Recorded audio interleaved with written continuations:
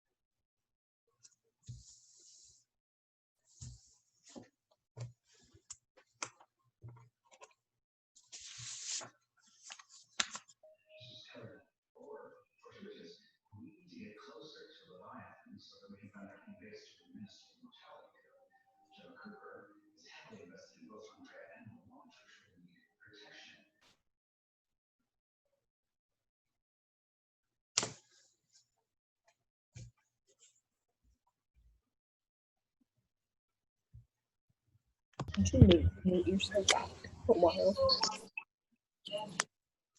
Where is it? Fernfield TVS. No. If you send a text, so just stop there as well.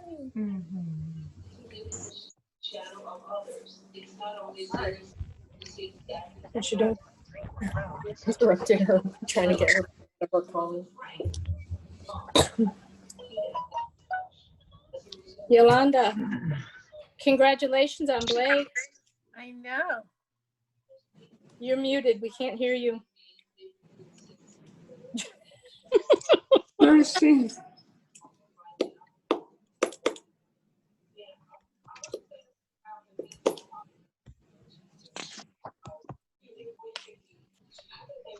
Oh yeah, thank you. There you are. Totally crazy. That's awesome. What happened? I know it's early, but they have been bothering him, these different colleges, and he finally committed to A&M. Oh, nice. Good. Congrats, Yolanda. Wow. Good. He's like a baby. I couldn't believe it. So I wanted him to go to Rice so bad, but out of pocket, we would have to pay too much money. They were giving him 60%. And with A&M, oh my gosh, it is such a great deal. That's wonderful. Congratulations. Wonderful, yeah. Thank you. Congratulations, Yolanda. Thank you. Do me a favor, if you will. I do not see the option to mute all participants. So if you'll go ahead and mute yourself while I'm talking, I'm going to open up the chat. If anybody's got, I'll try and check it occasionally, but if you've got something that you've got a question about, just go ahead and type it in the chat box. I mean, if you have something to say that's completely applicable to what we're talking about, jump in. I don't mind at all. Just unmute yourself and then mute yourself back. So that way, because sometimes the background noise will cut into whoever's talking. So just keep it on mute unless you have something to say. Feel free to jump in. I don't mind at all. So I'm going to pray for us because I think we should Carlene, you raised your hand. You have something to say? Okay. All right. All right. Let's pray real quick. Heavenly Father, I thank you for today. I thank you for these ladies and their commitment to spreading your word with the preschoolers and building the lives of those children and their families. And Lord, I just pray that today, as we talk about the things that might be, the things that are unknown, and the things that we do know, that you'll guide our words and help us to accept whatever the reality might be for CEC this year. I just pray that you'll give us peace in whatever decisions we need to make. I pray for clarity in making those decisions, and I just thank you for going before us and the peace that we can have in knowing that if we trust you in all decisions, that it will always be the right one. I love you, and I thank you for the opportunity to see all these faces that I've missed so much in the last few months. I ask these things in Jesus' name, amen. Amen. All right. So I just want to, there's so many questions out there about everything, and I don't have all the answers. So I'm going to do the best I can to answer the questions that you might have. And honestly, at the end of the meeting, you might have more questions than you started out with. I don't know. But I just want to tell you what I know, what I'm thinking, just so hopefully it will help you plan a little bit. The survey that you guys took helped me just to kind of know where you were at for coming back. Some of the things we still don't know if it's going to be requirements, or we just have to plan for today and the information that we have today. So that's where we're going from.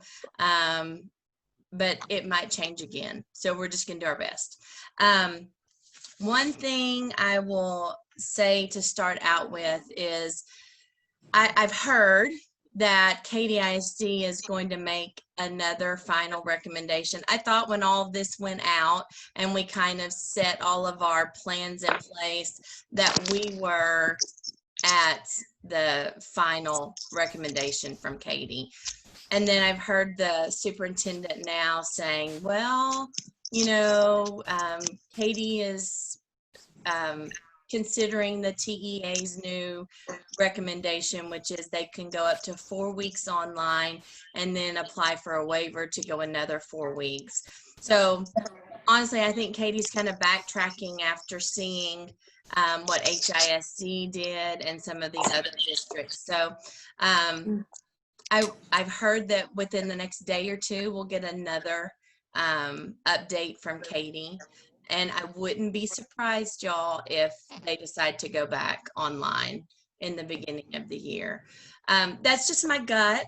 And I'm going to tell you, my gut has been pretty spot on with what Katie's done and decided. I know what responsibilities we have to plan for our small school, and I can't imagine the weight that's on the shoulders for them trying to bring kids back into class. So all the things that they need to put into place. So anyway, if and when they make that decision, then we'll chat again. If they do decide to go back online for the first 6 weeks or so, I don't know that we would open up. We would probably push back our start date as well, just because I know there's a lot of you that have kids in KDISD. One of my questions to you was, you know, whether you're going to choose that option, because we know that that's an option for families with children in KDISD. But if it is the required course of action and you have young children in KDISD, then what, you know, that's a lot of our teachers that are affected. So that alone would make it difficult for us to open up, along with all the other things. And I've always said that while we could probably go ahead and open up preschool if Katie decided to stay online. I feel like their resources are so much greater than our resources. And if they feel that it's the best option for the children in their district, that I probably would have to follow that recommendation. So that's just my 2 cents on that. I don't know what that's going to look like. I don't know what that would look like for salaries. There's just a lot of unknowns that go along with that. So once that recommendation is made again, then we'll see what things look like and have another meeting so we can talk about it. As open up. I mean, that's got to be our end goal, is for us at some point to open our doors and accept children. So what does that look like when we open up the doors and accept kids? We're going to talk about that a little bit. One of the things that we did discuss, or one of the things I asked, was how you felt about wearing a mask. And I don't like them. I know they're hard to wear. They're hot. They make it tough to breathe. But Texas minimum standards, they updated their protocol last week or maybe the week before, and inserted the requirement for face masks or face coverings. Like I said in the email, there's a lot of ifs and, you know, can you use the face shield and different things like that. As of right now, there's a lot of unknowns again. It specifically cites the CDC's recommendation that cloth face coverings are utilized.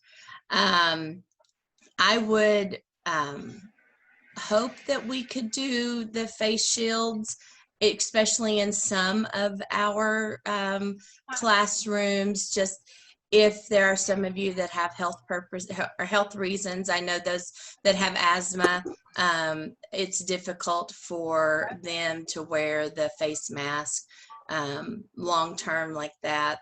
So I mean, if you have extenuating circumstances behind wearing a mask, then talk to me privately. We'll see if, you know, if your doctor could write a note to exempt you from wearing the face covering.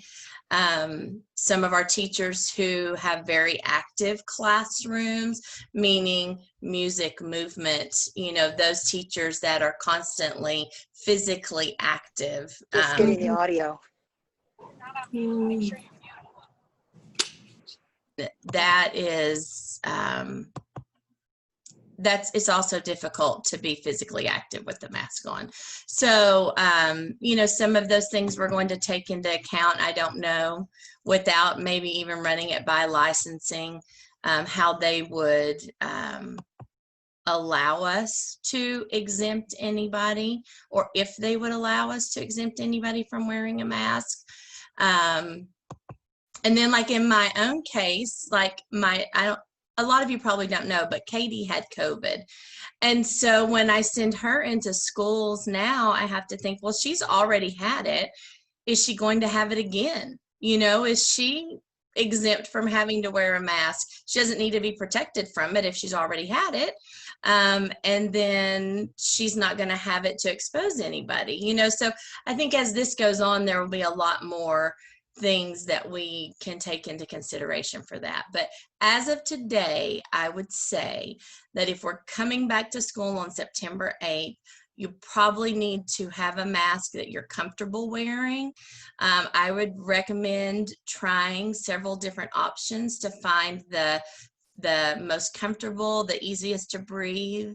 The easier it is to breathe through, probably the less effective it is. But if we're just putting it on for the sake of meeting the requirement, I want you to be comfortable in it if you're not concerned about the health benefits behind it.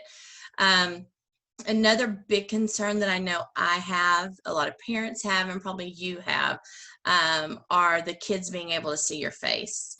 It's hard to read the eyes of a person all the time. And so if you can't see someone smile behind the mask, it's hard to really know and judge their temperament or how they're feeling right then. I have seen the mask with the clear vinyl in the front of it. I don't know if any of you've seen those. I like that for us. I mean, if we're going to have to wear it, I like the fact that the kids could see our faces through there. They're not cheap to purchase. I did last week, a parent emailed me the name of a lady in Katy that's making them. And I would like to order at least one or two so I can try it and see how well they're made, how easy they are to breathe through. And if it's a viable option and you are interested in that, I will coordinate an order. I would love to say that we could provide those, but at the cost of $8 a mask, I just don't know. And y'all are probably going to hear me say this a lot this year. We're going to have to keep our budget really tight. And so there's not going to be a lot of fluff. There's not going to be a lot of perks. And I mean, I'd rather give you a paycheck at the end of the day than to be able to provide a lot of extras. And I hate that because the extras are the fun part. They're the part that kind of encourages us, and we're not going to just completely cut everything out. It's not going to be just that bland. But just at the end of the day, know that if we have to say no to something in light of paying a salary, we're going to do that, especially just right now with a lot of the unknowns. So anyway, with that said, I will coordinate an order for those masks if that's something that you would be interested in.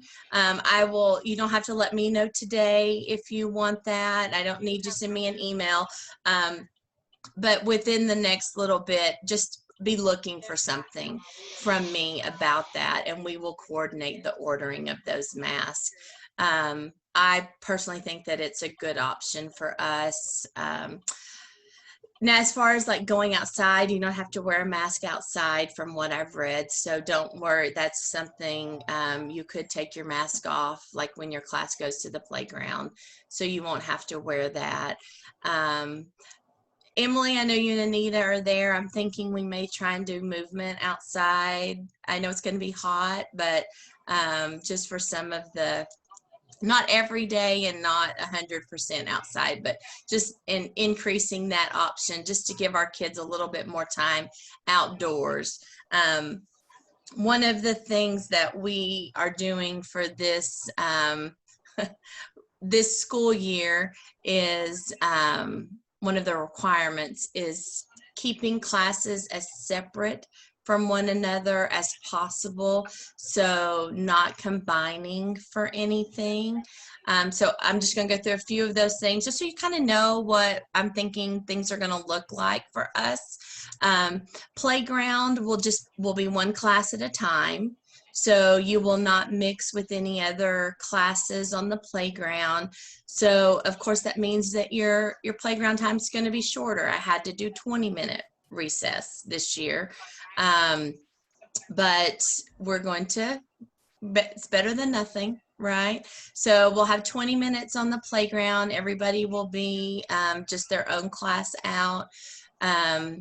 As far as Spanish class and music class, those we're probably going to rotate into the classrooms. So you'll actually go into the classes to see the children, and then rotate through the rooms instead of having the children come to your music or Spanish classroom. And the reason for that is because if they came to your room, then we would have to build an extra 10 or 15 minutes between each class for you to sanitize the room.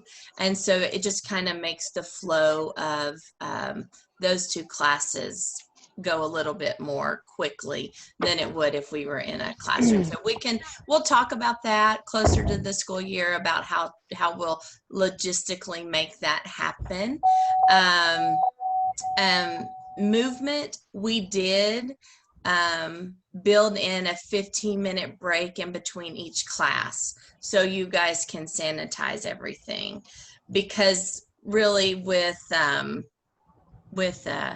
movement, it's very difficult to, almost impossible probably, to bring that to the classroom, so that you will have movement in the movement room. Okay, I see hands raised. Do you have a question or you want to say something, Emily? Yes. So, okay. So you said we're going to try to get the movement class outside more. Right. And then, if possible, you want us to go to their classroom? No. If outside is not an option?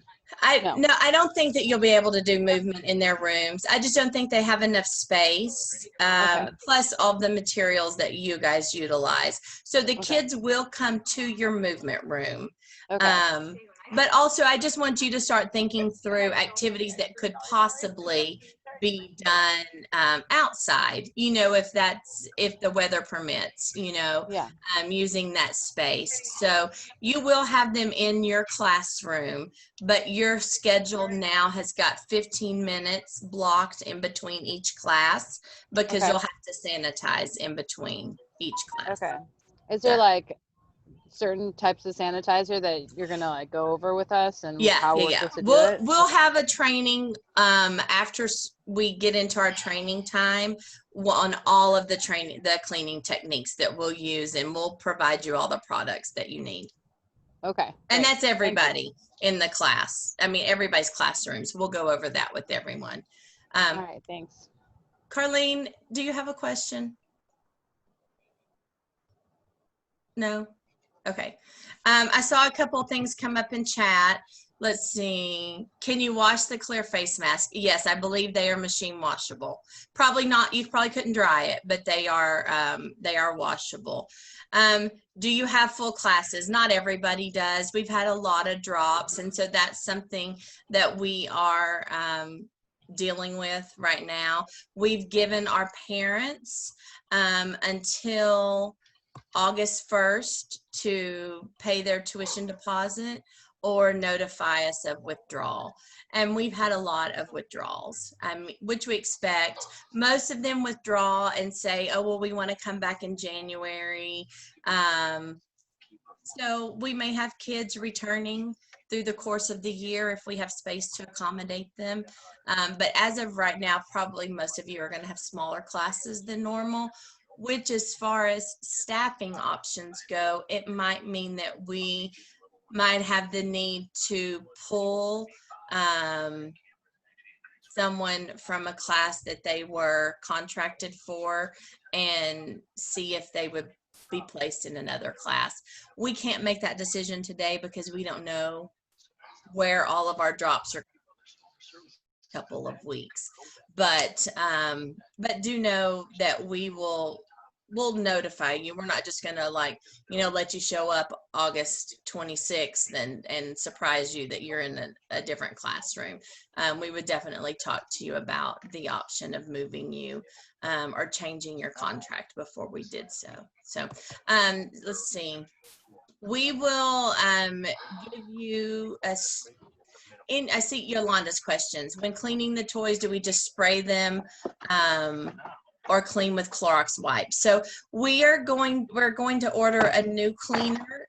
It'll be similar to our Aroma, but it is EPA registered to kill the COVID virus. So like I said, we'll go over that cleaning protocol with you. Each classroom, right now the church has placed a box in your room, if you saw it when you came up to work in your class, that says toys that need to be disinfected. So you'll pull toys as they need to be cleaned, and they'll have to be sprayed, and you'll need to leave them to sit for 20 to 30 minutes. And then you can put them back in to the class. And then we'll talk about the different daily cleaning techniques that we'll go through. What I want to say, and what I told parents, and I'm just going to get off the track for a little bit. Our focus is still on loving these kids and having a fun day with them. cleaning and doing extra protocols that we need to put in place are just something that we need to do to meet a requirement for the state and to keep our school as germ-free as possible. At the end of the day, the main focus is still on loving your preschoolers, and we have to let that be our focus and our goal, because if we get so caught up on the germs and the cleaning to where we're not connecting with the kids, then we're going to lose the authenticity. So, you know, we don't want to sacrifice the reason we're in preschool just to make sure that every surface that we touch is sanitized. We just have to do our best and love the kids through the process of that. So that's my little soapbox for the moment. But I mean, it's important not to lose sight of why we're there. We can still do everything that we used to do. We just may have to think a little bit differently about it. So, Sherry, I saw your question about the vinyl getting sweaty and fogging up. The masks that I've seen are like a fog-free vinyl, so where they won't fog up like that. I do think that they probably will be hotter. I mean, they'll be more restrictive. So yeah, Heather, we can use that to teach the rain cycle. So I think they may not be as easy to breathe through. But at certain points during the day, maybe we have different masks for different times of the day. You know, we've applied for PPE supplies through the state, so Region 4, and we will be provided with thousands of those disposable masks. And so, you know, if we need to have different, you know, masks that you wear during different times of the day, you can change them out and see. And I really don't know how that the vinyl mouth is going to work, but I just know that it's a nice option for our preschoolers when they're looking at us. So, all right, you ready to carry on? Let's see what else I've got. All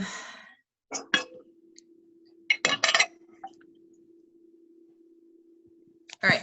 One of the things that we're going to do, because we have to screen all staff and all children, anybody that enters our school has to be screened every day. There's a list of screening questions. You know, we're going to ask, do they feel sick? Do they have a cough? Have they been anywhere? There's a whole list of those. And then we'll check their temperature. You also, teachers, you have to be screened every day as well.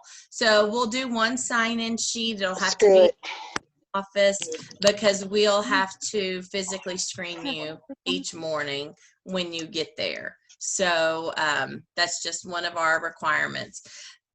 Because of that screening process for the kids, we are going to try and limit, I mean, that's one of their recommendations, is to limit the number of parents that are in the school, because if the parents come in, then we also have to screen them. So we are doing carpool for all of our ages right now. So we will do 15 months 2s and 3s in our regular carpool location, and then 4s in transition. We will move your carpool to the back side of the church behind that new playground. And I know that's not a covered area, so we'll have to talk about rainy day options and what that will look like. But for now, that's our plan. We just have to go with the best option that we can come up with, and right now that's it. So we will, again, when we meet in August, talk about the specifics of how all that's going to work. But our specials teachers, in the morning, I'm going to ask for your help with carpool, just because we'll probably need a few extra hands on deck. We'll have one teacher from each classroom joining us at carpool. The kids will have carpool signs, so when you see a child with your sign up in the window, one of the office staff will go and screen that child, and as soon as they're screened, then you can take them out of the car and you'll take them to the classroom, drop them off with the other classroom teacher, and then return back to carpool for any other children that are arriving. So you can see that's going to be a lot of back and forth. So we'll need some extra hands to jump in case, in case Yolanda's 2-year-old class has 2 cars back to back or close to one another in the carpool line. So that way somebody else can help with those children. But it's going to be a trial and error. We're going to have to work it out. We're going to have to see what works the best and what we need to tweak and change after the first day or first week or two. But for right now, even the first day of school, I had moms ask me about that. Even the first day of school, they're going to start out their carpool line. And the reason for that, besides just the screening process, is whatever we start out with them, whatever that first day routine is, once they get into the habit of that routine, it's going to be hard the first couple of weeks. But let's be honest, it's hard at the door the first couple of weeks. So they're going to get used to that. We just have to encourage the parents. And it probably means that we're going to look into setting up some of the online resources. Like, Heather, what is it y'all use? It's not ABC Mouse, it's Seesaw. Seesaw. So Seesaw is a good app where you don't have to individually text a parent. You can send out some pictures or videos of your class through Seesaw. You can send it to the whole group, or you can send it to an individual parent through there. But since they can't see those kids at the door, just encouraging them with positive notes and videos after drop off and throughout the day is going to be important, so that they know that things are going okay, especially in the beginning. But I think after the kids get used to it, it won't be any problem. It's going to be harder on the parents, honestly, than it will be for the kids after they get used to us in full mask and everything, taking them out of their car. That's going to be a little alarming. So Pat asked about Find Your Room Day. We are going to try and do Find Your Room Day. It will look different because we can't have everybody in the classroom at the same time. So we will do a sign up for each class. We'll probably let you coordinate that, but we're not going there just yet. But a sign up for each class, and let 2 to 3 children at a time sign up with one parent to come in and meet the teachers and see the classroom, because I do think it's important that they at least see that teacher face to face at least one time before we're taking them out of the car on the first day of school. So again, there's a lot that's coming later, but those details will come to you.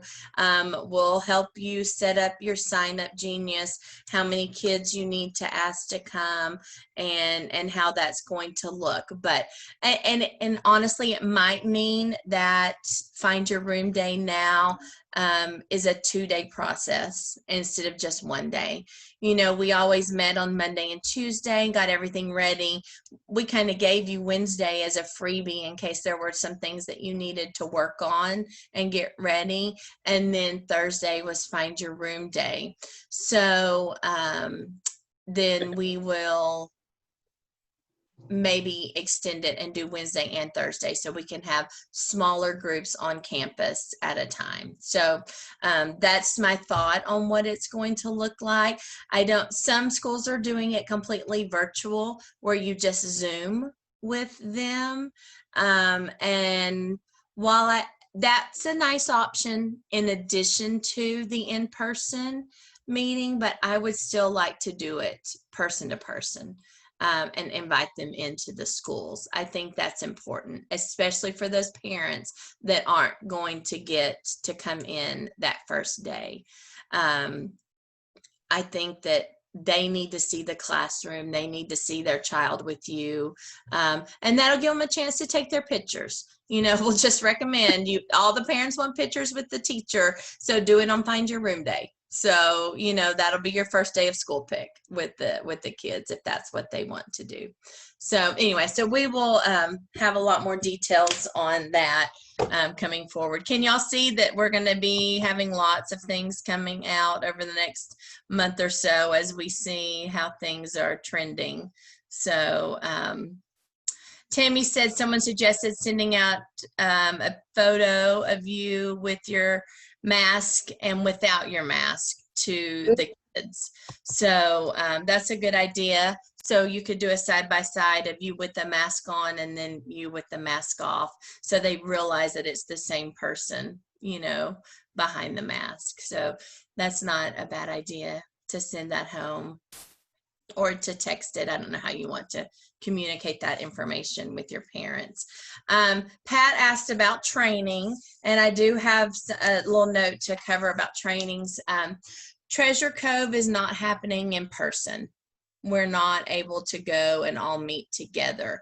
You guys all you should have gotten your training note in your contract packet with all of the training dates that we have set aside. Those might change just a little bit, but at least try and set the days that we gave you aside for training times. ECI is doing one of our trainings through Treasure Cove, and they have said that they will try and offer that virtually. I don't know yet whether we'll need to have one login for that training, or if I can have each one of you log in and complete the training from home. I don't have those details yet, but she has said that she would offer those 6 hours. So don't write off those dates. So if I gave you a date for training, still keep that on your calendar. It might be that we meet through Zoom and do a training, or it might be that we have some other online options for you to do trainings this year. Right now, sorry, every time there's a chat that comes up, I try and read it and it gets me sidetracked. But those dates, we will still be having training options. We still have to have our 24 hours. It's just going to look a little differently. Susie Perini, and I didn't see her log on to this. I don't know if she's here or not. But Susie will be doing a lot of trainings. She will not be working on campus right when school starts. She has some underlying health issues, and so it's going to be important for her to isolate while COVID is still spiking. So she's still going to be doing our training. She's still going to be active, but not on campus. So she will be working with us in some different ways until it's safer for her to be back in person at CEC. So we'll miss her, but she's not gone forever. So let's see what else. Oh, at Carpool, we are going to ask the parents. I'm just letting you know this because lead teachers, a lot of you will try and write some of these details in your letters to parents. We are asking all of the parents to provide one of those jumbo gallon Ziploc bags. The 20-gallon is the size of it. The 3-year-olds used to use those for carpool several years ago. And our thought with that would be that all children, like the parents, it's just going to help with the ease of carpool, along with all of the different things that they're bringing from home can all be contained into one, Uh-oh, you froze. Did you have a question? Somebody? No. So I gave them a link so they can order it on their own, and we will also sell some on Find Your Room Day, so they can come by the office and pick one up. Johnny, you're waving. Do you have a question?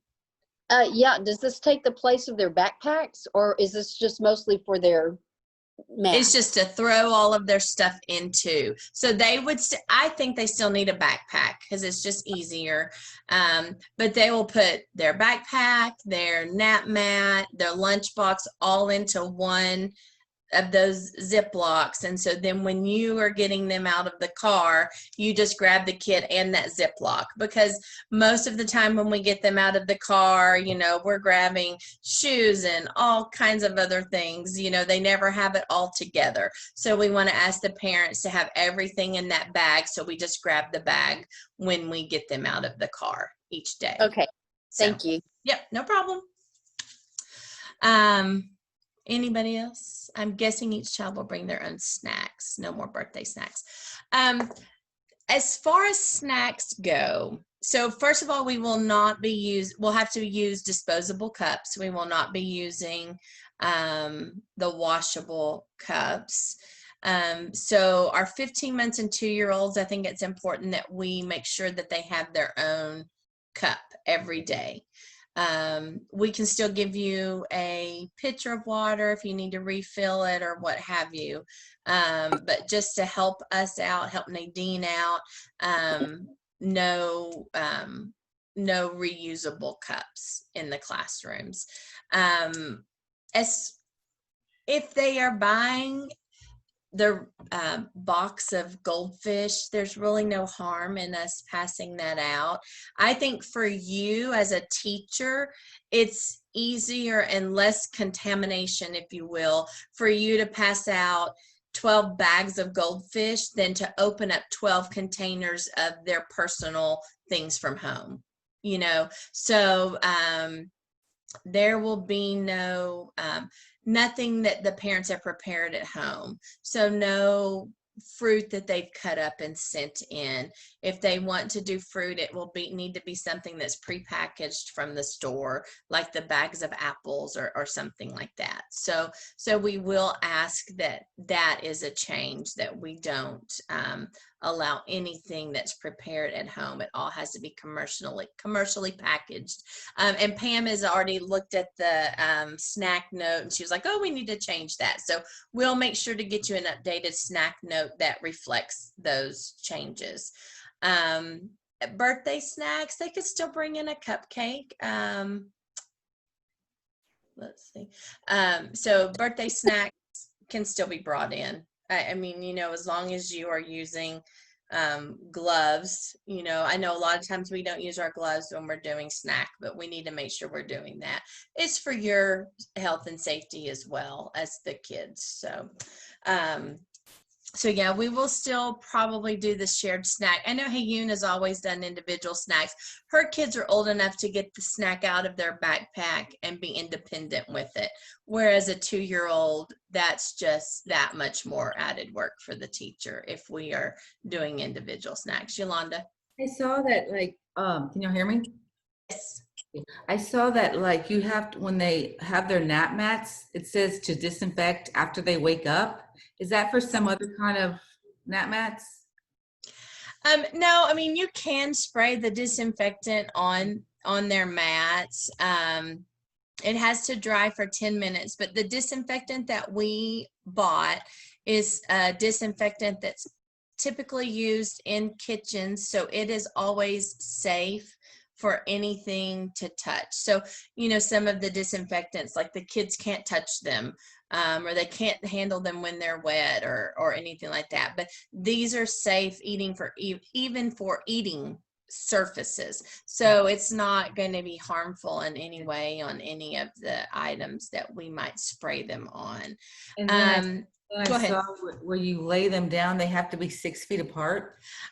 So, I mean, it says it recommends that, but also it says that in the event that this is not achievable, to think about putting instead of, so in the 2-year-old room, sometimes you lay the kids side by side by side by side. It would probably be better to do head to toe, so they're not face to face with one another. So we just have to think of different ways to go about placing them on their mats. No, we don't have room to be 6 feet apart, but we can put kids toe to toe, and then their heads are going to be 6 feet apart, right? So we'll help you think through your classroom and the best way to navigate that. The memo said last week that bedding's to return. I'm reading through the chat, so sorry. Weekly for washing. No, we're not washing it. The parents are in charge of washing it. That's not our responsibility. So, right, but the way that's worded sounds like we're keeping it for the week and sending it to the parents once a week for the parents to wash it. Are we keeping? Make sure to clarify that with them, that our expectation is that it's going to go home every day, and if you want to wash it every day, that's fine, but if not, at least once a week we're going to ask that you make sure that the mat is laundered. So Pat, you can ask for a sippy cup and keep it. I mean, y'all did that anyway this year. You kept sippy cups for your kids. So no, it's not okay to do home baked goods for snacks.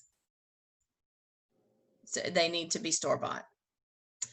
Cooking projects, I have not really thought that through yet. There's a lot of things that go into play with that, because oftentimes if it's a cooking project, everybody is contributing to the making of that, which is part of the reason it's educational.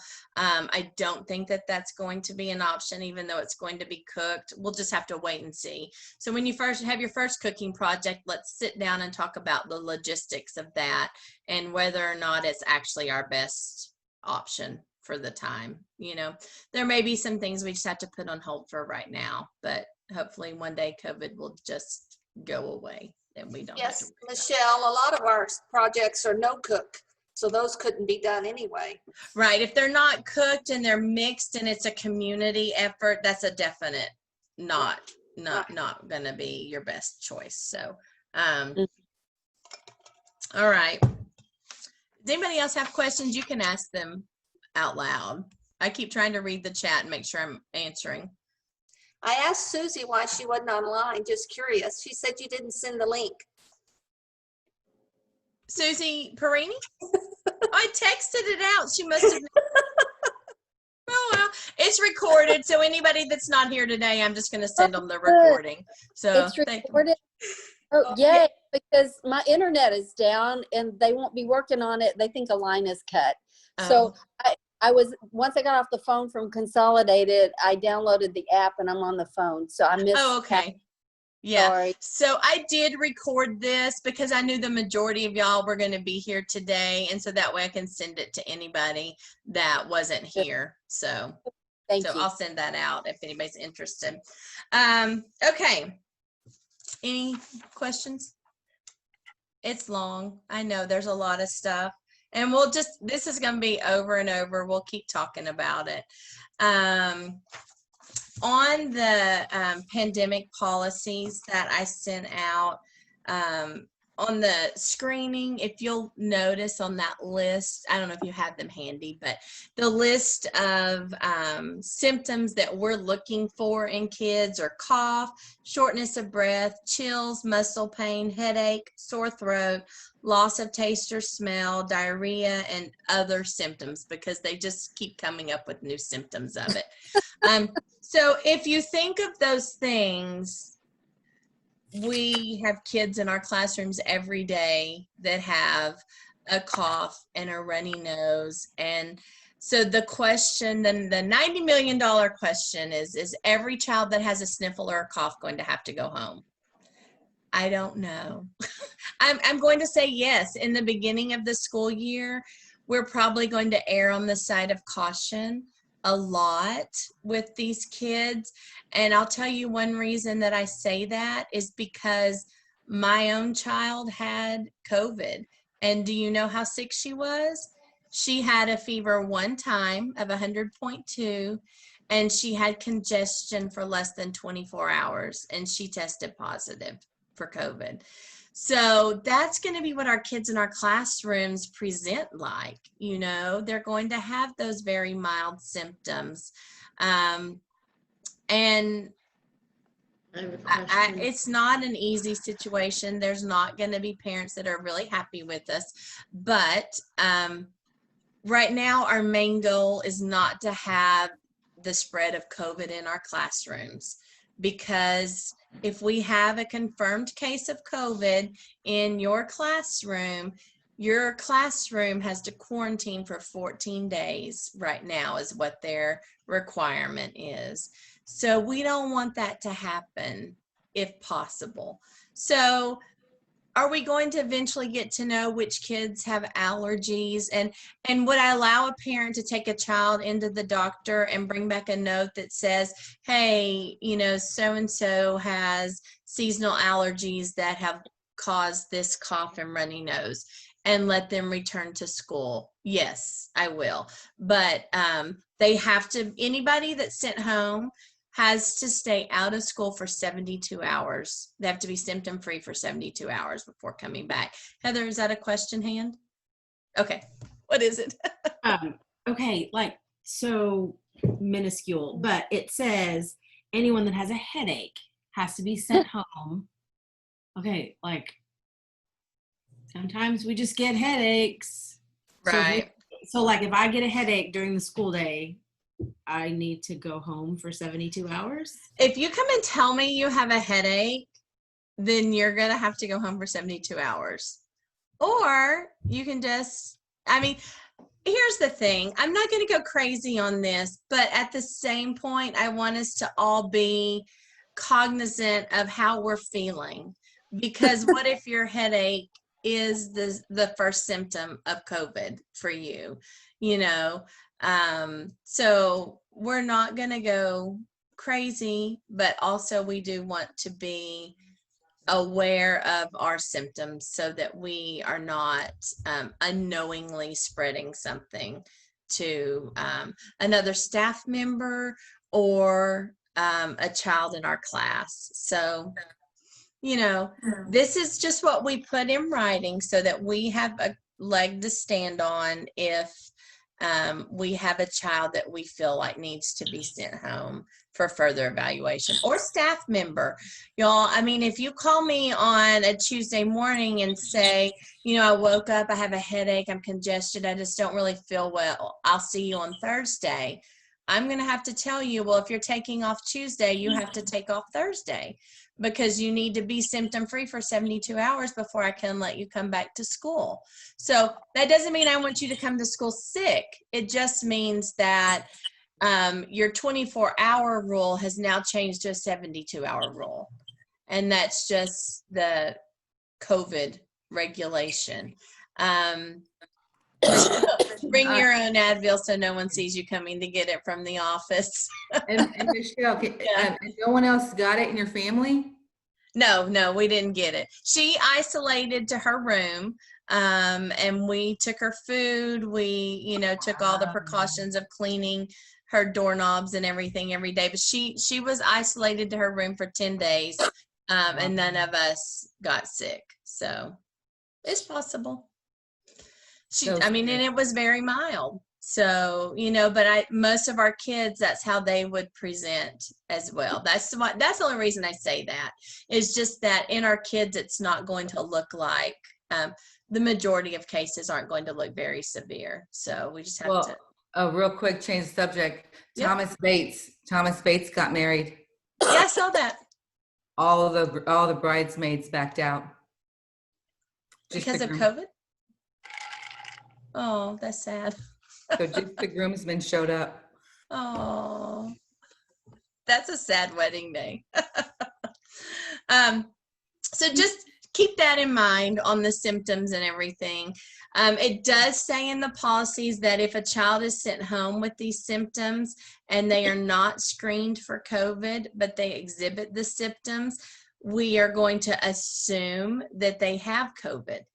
So if they don't go to the doctor and get tested, the state is asking us to just treat them as though they have COVID. And so then they would have to stay out of school for that 10-day period. So again, if they, Michelle, who they came in contact with as well? Yeah, what about the teachers? Yeah. oh, so, okay, in that instance, the case is not confirmed. Okay. So we wouldn't close your classroom. The classroom is only closed in the event of a confirmed case. Okay. So if a child, now Pat is saying if they're tested, yes, of course, if they're tested, they can come back with a negative test result. But I mean, those results right now we're taking 5 to 7 days unless they go to the 24-hour place and get tested. But we still needed to notify the other parents, do we not? So it is written in our policies if there's a confirmed case. I wrote in the policies that we would notify the parents of that classroom. And last week, at the end of the week, they changed the recommendation. Now, if we have a confirmed case in our school, we notify all parents in the school, not just our individual classrooms. So that's going to create widespread panic, but they are asking that we do that. But the whole school would not have to close down in the event of a confirmed. If the case was confirmed in Pat's class, only her class would be required to quarantine for 14 days from the last day the child was in the class. So at that point, I don't know if you read your policies, but it does say that if a classroom, if children are sent home for longer than 3 days because of COVID, then we will begin online instruction. Did you read that? So I know we did that last year, but this year we will have to step that game up, and we are going to do some training with you on how online instruction is going to look, what the requirements are for online instruction, and so forth. Because if we're sending home your whole class for 14 days, we're still asking them to pay tuition unless that goes beyond to full tuition, unless it goes beyond 2 weeks. If it goes beyond 2 weeks, then we are giving them a tuition discount of 50%. But in that time, we're still going to be providing online instruction for those children. So Susie and I are working together on a training for how to provide online instruction and what that should look like for each different age group. So we will be giving you some very firm guidelines to help you on what that should look like, how often you should meet. One thing I want you to start thinking about is that we're going to ask every teacher to have at least 2 weeks of lessons prepared in advance. So, oh, your sound went out. What? Oh, okay, there it is. Your sound went out for a second on my phone. I'm sorry. Okay. Once your lesson plans for the month are submitted, I would recommend going ahead and copying and preparing all the lessons for, I would say the month, but if you want to just go 2 weeks at a time, that's fine. And the reason for that is if your class has a confirmed case on Tuesday, then when those kids go home, you collect all of those lessons for the next 2 weeks, send them home with the child, And then they have everything at home. So you can teach your lesson and say, hey, pull out the ladybug activity and we're going to work on that. Or I want you to do the ladybug activity and then we'll meet back and we'll discuss it and share it. So if you've got all those lessons planned, you can send them home along with their box of supplies. So lead teachers, I know I sent that email to you about your supplies for your classroom. If you have not gotten back to me on those supply lists, then let's communicate, because Sandy wants those tomorrow, right? Sandy was on here. Okay. Yes, she wants those tomorrow so she can start shopping. John already told me the crayons are 50 cents at Target. Was it Target or Walmart, No, Walmart. John? Walmart. Walmart. 50 cents at Walmart. So we want to get, we want to take advantage of all those sales, especially buying additional supplies from what we would normally have. So, Lacey. So just thinking through that, so assuming that Sadie's class has to quarantine for 2 weeks, then what do I do? That means you probably have to stay home with her for 2 weeks.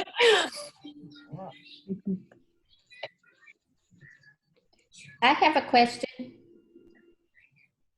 Finish answering. So Lacey, I would just assume that you probably, unless you have somebody else that can watch her for you, then you're probably going to have to be out for the 2 weeks that she's out. So, and as far as, I can't even think about right now, Spanish and music, because you'll be in so many different classes. So what happens if one of your Monday classes has a confirmed case of COVID? Does that mean now that you have to quarantine for 14 days? I mean, how often are we going to have music or Spanish or movement in that event? So there's things that I'm going to talk to you guys specifically about. We'll have a meeting with the specials teachers one day to talk about that. But it doesn't really apply to everybody, but we'll talk about that in person. But, okay, Myrtle. If you're the one that winds up sick with COVID, you can't teach online. I mean, if you're trying to get well. Right, of course. I mean, you can't. So we would then probably allow another teacher to provide those lessons for you. All right, Myrtle. For the supply boxes, do we get 14 or do we get less? I mean, do you have 14 students? I don't know. Wait, okay, sorry. I see what you're asking. Now. We'll probably go ahead and order you a full class set, or maybe 2 more than what's on your roster right now, but that's something that we can save and use. So I need to know how many you've got and how many you need. We'll look at your rosters. Okay. Make sure that we aren't ordering 14 and you've only got 9 kids. Okay. Right. Of course, 90% of my parents that I said that have withdrawn their kids say, we want to come back in January. Will you hold our spot? No, we can't hold their spot. But they're all wanting to come back. So yeah, I don't know what that'll look like. I don't know how our classes will change between September and January, if we truly will have that many that want to rejoin us. So I'm going to look at this chat because I see y'all asking questions.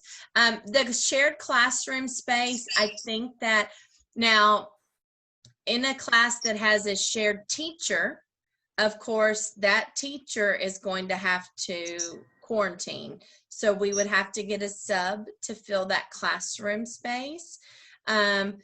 We're going to sanitize and disinfect everything at the end of the day. So I'm going to hope that it wouldn't mean that we need to quarantine for both classes that share a space. If you're in 2 different classes, I think I just answered that, hopefully. Okay. But if you teach in, so Louise, if you teach in Tammy's class and she's got a case of COVID, but then on Tuesday, Thursday, you need to go to your other class, we'd have to get you a sub because you are at home quarantined for 14 days. Okay. Yeah. In the name of I Jesus, just- we're not going to have any Not cases, right? Trying. Let's Michelle, see. Yeah. Do you know when they're going to start Sunday school back up? They're planning on starting it up right now on Promotion Sunday. So the Sunday after KDISD goes back to school. Okay. But I don't know if they'll change that if Katie goes back online. You know, so in the beginning, Jonna, I don't think you were on, but we just said that I anticipate KDISD sending out a new recommendation. I don't know for sure if they'll do strictly online, but just the superintendent's message this last week when TEA changed their original ruling about online school led me to believe that KDIC is considering going online. So the dress up clothes and everything, yeah, I mean, there's a lot of things we're gonna have to change about the classroom and the toys. Yeah, each girl can pick out one thing to wear, and then when they take it off, we put it in a bag and then wash it at the end of the day. Can we do that? I mean, yeah, but how many fights are you gonna have because Susie got the purple dress and she wanted the pink dress that Emily's got? I mean, I don't know if that's going to be harder than. But if it worked out in my room, that it worked out okay, that they did that, that would be okay. Yeah. Yeah. Okay. One of the things I want you to think about doing in your classroom too is like establishing groups of children and a rotation through your activities. So you can kind of keep those kids with a core group of students, you know, so you may have 4 kids at a table doing activities, 4 kids in home living, 4 kids in blocks, and then rotate them through those activities. Then that gives you a chance to remove the toys and sanitize in between groups. And it keeps the kids having more close-knit interactions with a smaller group of students. Just a thought. Hey, Yoon. That means they make a small group and stay all day, the same group? I would. Okay. I would, yeah. I mean, they're going to play together on the playground and things like that. But, I mean, it's just, you know, a way to limit interactions with the other children. Every morning we surprise them, you are this group. Right. Okay. And then the next week we could shake the groups up so that they're different children, right? Sure. It doesn't have to stay the same for the whole year. You can change that up weekly. Every day I can switch it. Okay, check where is your name. So it's all day. Yeah. So think about using colors. You have a red group, a yellow group, a green group, a blue group, and, you know, rotate them through your activities. So, all right, let's see. I told y'all there was a lot, and we're going to cover this all again. Unfortunately, you'll sit through it again, but I just want you to kind of know some of the thought processes behind what your day is going to look like at CEC. I talked about online learning. I know we're not all 100% comfortable about putting ourselves in front of a camera and being the performer for the kids, but we're going to have to do some of that for the individualized instruction and class instruction. So we'll work with you on what that'll look like. Hopefully I'll have internet. Yes, hopefully so. That was the hardest thing, was uploading a video. I couldn't really do it. Really? Out here in the, yeah, I tried 1,000 times and it wouldn't do it. Well, so you won't be uploading. You'll be doing, I would recommend doing a Zoom or something like that. What? So you're, we won't use the Facebook page because you're going to be teaching your class individually, not sharing. We just kind of encourage the whole school with our videos in the spring. It'll look different. The lessons and everything going forward will be individually prepared for your classroom. All right. Unless you have COVID, and then someone else will be stepping in to help with those lessons for your class. So, This is go ahead. That's the part that scares me the most, is this online thing, because my Zoom meetings were not very successful, in the sense that it was really fun for show and tell or for talking or stuff like that, but to have them learning. So I know I have seen where teachers do the lesson, but there's no, like the videos that you would send teaching something, but you were not having an interaction with them. I have been trying to wrap my head around, because based on the policy, if one child is out for more than 3 days, but I still have a class. No. Putting that child. No, that's only in the event that we close a classroom for 14 days. So if we close the classroom for COVID, then you're teaching the entire class, not just one child. So if it's mistyped in there, I'll take a look at that and fix it. But Okay, you wouldn't be teaching a child on Zoom and having kids in your class. Okay, so the online child enrichment centers will continue to provide online learning to the children during times and service focus. The children will continue to have the opportunity to interact with teachers and classmates while learning new things. Maybe I misinterpreted, because it says interact. So I thought learning will become after 3 consecutive days of closure. So if a child is diagnosed with COVID and they were in your class, then your whole class is at home on Zoom. Right. So nobody's in the classroom. So hey Yoon. Because I'm doing the Zoom class for the Korean school during the summer, small groups. If you know how to use the Zoom very well, it's not that so bad. Because like with your whiteboard, you can connect, lots of resources on the, and even show the YouTube learning, singing song. It's not too bad. I wish I know how to use it. Like a March, I can use for my class. What are you talking about? You're talking about Zoom meeting or a June? It's not the Zoom meeting. Zoom meeting, you can share the screen. Yeah. Right. Meeting, Zoom meeting, you can share the screen. It's not too bad. For 4 years old, it's pretty okay. But I'll just tell you, I'll just be honest with my experiences. When I will get the Zoom meetings, I will have children in boxes, then I will have children in chairs going back and forth, then I will have that. So they were, but maybe the parents will be more aware. I'm just, because I have 3-year-olds now. This is all new to me. 3 probably hard, but 4, they are pretty okay with the small group. Right. Yeah, so here's the thing. You can teach your lessons, like if you needed to just invite 3 or 4 kids at a time and do small lessons, you can do it that way. If you have kids who aren't able to engage with you when you have a full group, you can do an individual lesson with them. It can look however you need it to look.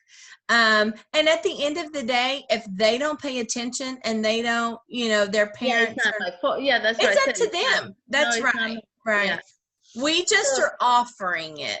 And like I said, we will do some trainings, and we will guidelines, so we all are in the same. Right. Hayden was saying sharing your screen, that's going to probably be really important. Like if you were reading a book to the kids, maybe you could find that book online, and then share the pages of the book while you're reading it. Or if you're working on the letter A, finding some things to share on your screen so they can see that as you're doing your lesson. So it's going to have to be tailored to meet the needs of the different kids in your class. Okay. So that's the only part that it's a little scary. All right. It is Nadine, you have a question? You're muted. Let me unmute you. Hang on just a second. Oh, you might have to unmute yourself, Nadine. I can't. Okay. Oh, there you go. Are you hearing me now? Okay. What about CPR and first aid license?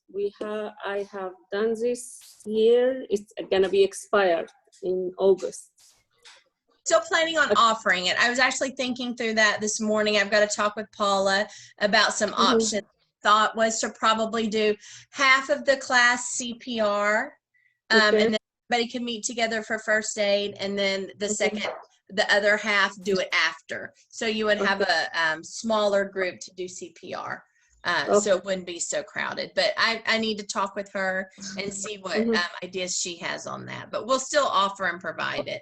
It's just probably going to look a little different than it normally does. Thank you. Yep, no problem. All right, anybody else? I've given you all a lot of information. I know it's— I have a question. I'm sorry, you can't see me. I had to switch my things. It's Carlene. Hi. Okay, hi Carlene. Sorry. We have a lot of interactions in the bathrooms, in the bathroom area between the classrooms and also like in our things. Are we going to have to do that differently? So of course we never share space. Like we always let another class finish before we go in. Right. We, so at the playground and the bathroom, I'm going to probably ask that you guys just wipe down some high touch areas when you're finished, the sink tops, you know, maybe just walk in and wipe those down. But we will have, I haven't decided, it really depends on how our staffing issue ends up. Some of our teachers, our specials teachers, you get some bonus time in the middle of your day. And so I've put you on like COVID cleaning. So if you've got an hour break in your window of your day, then you're going to be cleaning some high touch surfaces. So we have to provide cleaning in high touch, high traffic areas throughout the day, at least 3 times through the day. So at least 3 times throughout the day, the bathroom will be completely wiped down and sanitized. Okay.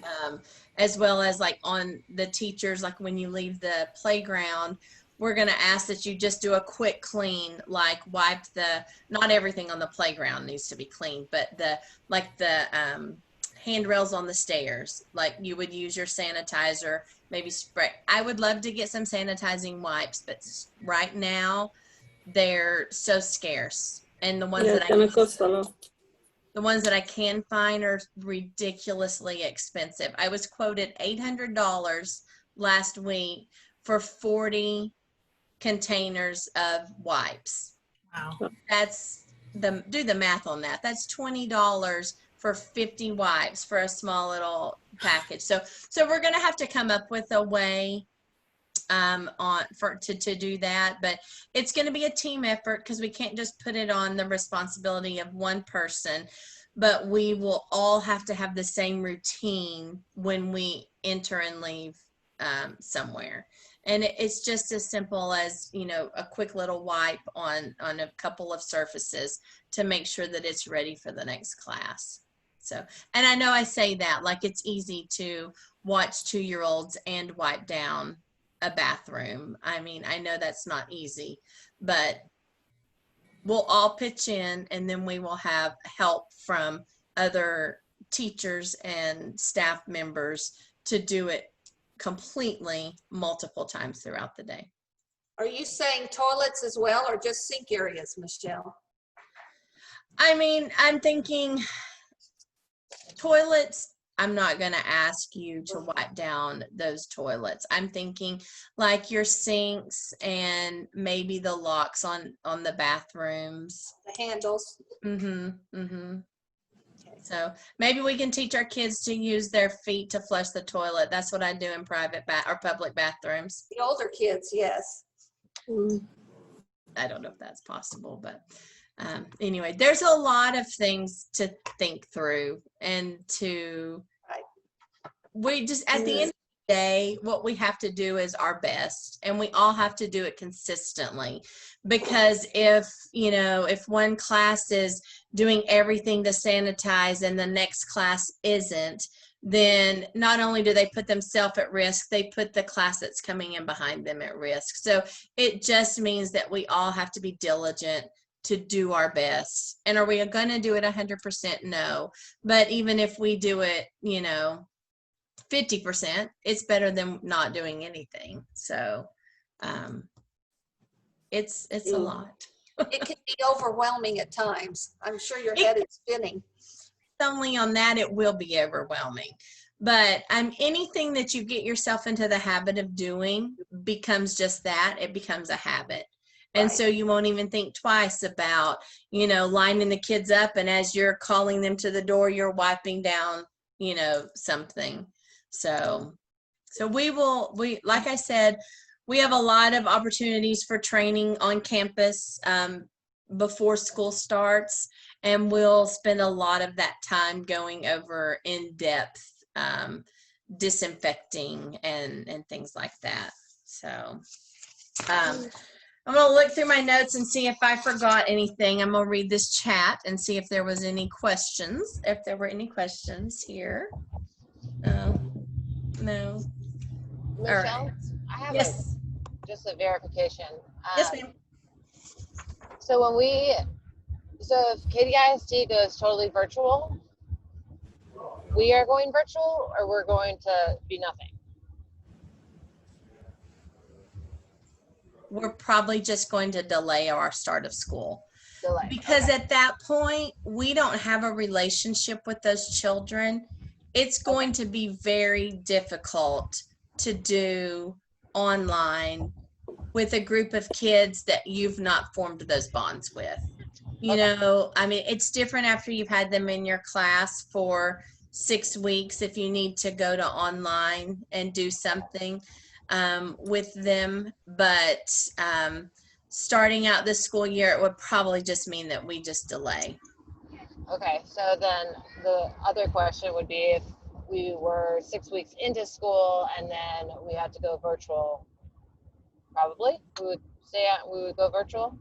Right. So if they started us up, if we start school in September and then, the middle of October rolls around and things have spiked again, and KDISD says, okay, we're sending everybody home for 3 weeks, then we would pick up online learning at that point. Okay.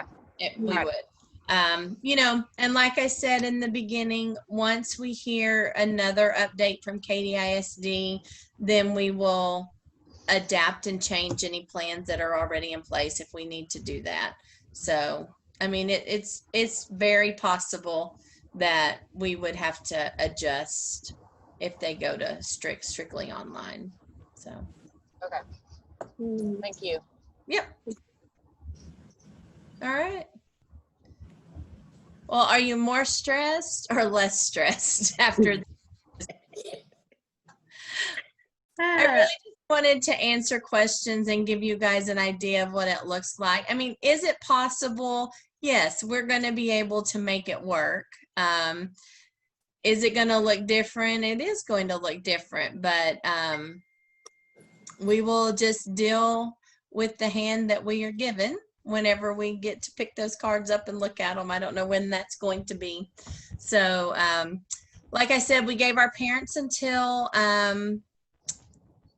July 31st to decide whether or not they're attending school, and then we will look at classes and see how everything's looking, and just touch base again. So I thank y'all for being willing to give up your day in the middle of the summer to talk about, I just call it stupid COVID all the time, but I can't say that. So it's just, it's just what we have to do. We want to make sure that the kids are safe at the end of the day.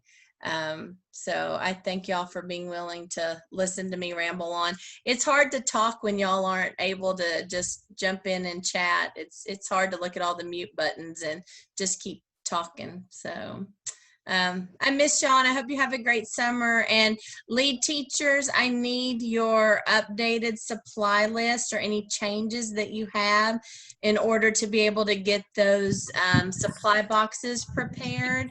I need those by the end of the day so I can get Sandy's supply list tomorrow. She's itching to get out there and hit the sales, right, Sandy? Michelle? Yes, ma'am.